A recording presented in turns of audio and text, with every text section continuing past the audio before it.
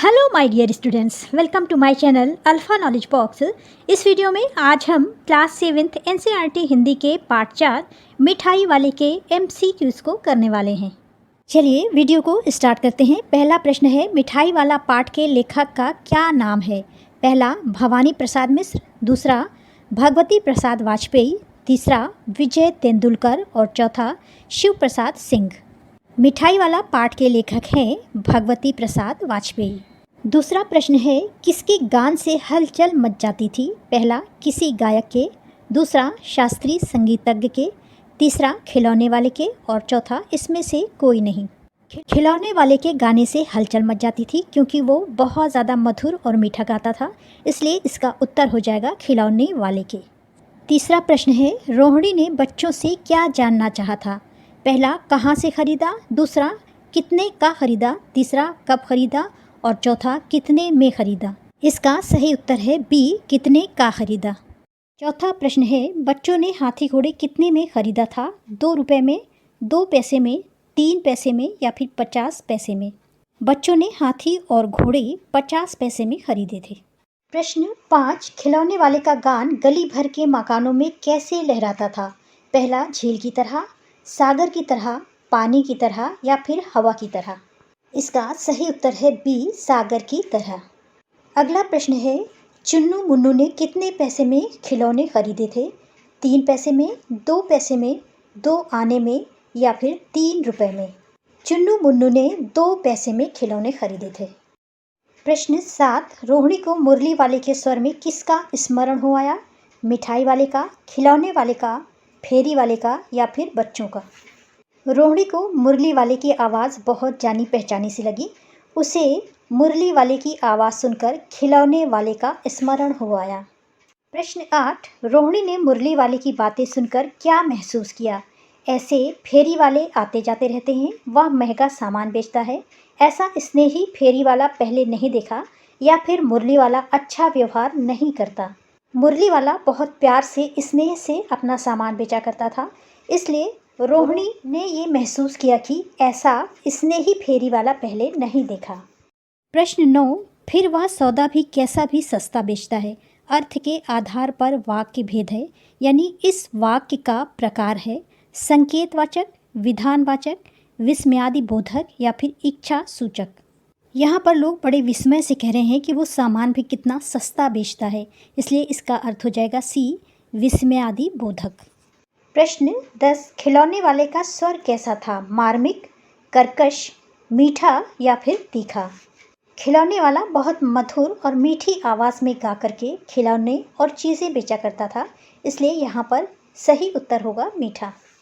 प्रश्न 11, बच्चे किसे घेर लेते थे? पड़ोसियों को, दोस्तों को, खिलौने वाले को या फिर युवती को।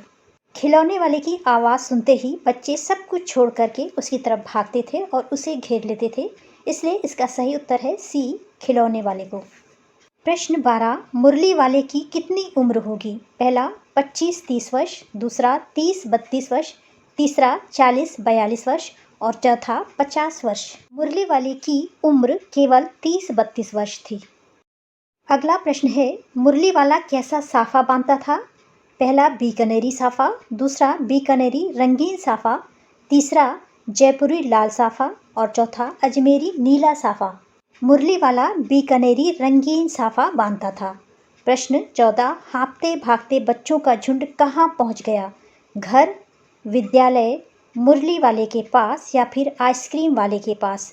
इसका सही उत्तर है मुरली वाले के पास।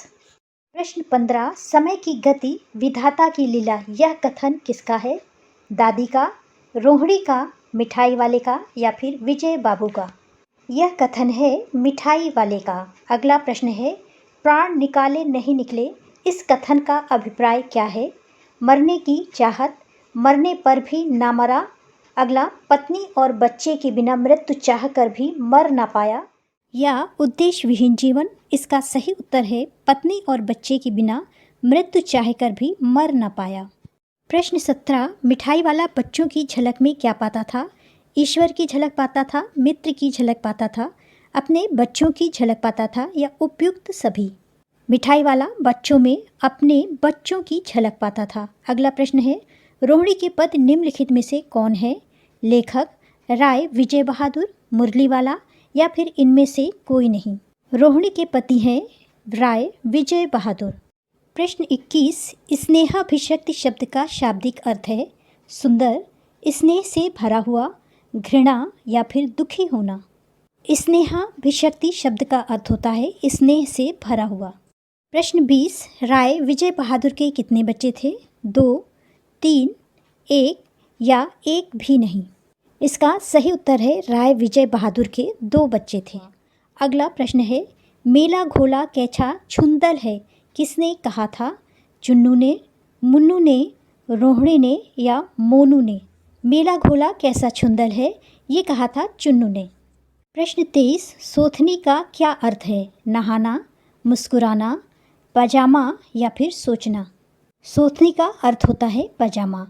प्रश्न 24, अजानुलंबित केश राशि का अर्थ है काले बाल, मुस्कुराना, सफ़ेद बाल या फिर घुटने तक लंबे बाल? अजानुलंबित केश राशि का अर्थ होता है घुटनों तक लंबे बाल। पाठ का अंतिम प्रश्न है, साफा शब्द का क्या अर्थ है? सफाई, गमछा, सोफ़ा या फिर पगड़ी? साफा शब्द का अर्थ होता है पगड़ी। This is the end of video. Thanks for watching. अगर आपको ये वीडियो अच्छी लगी हो तो मेरे चैनल को लाइक, शेयर एंड सब्सक्राइब करें।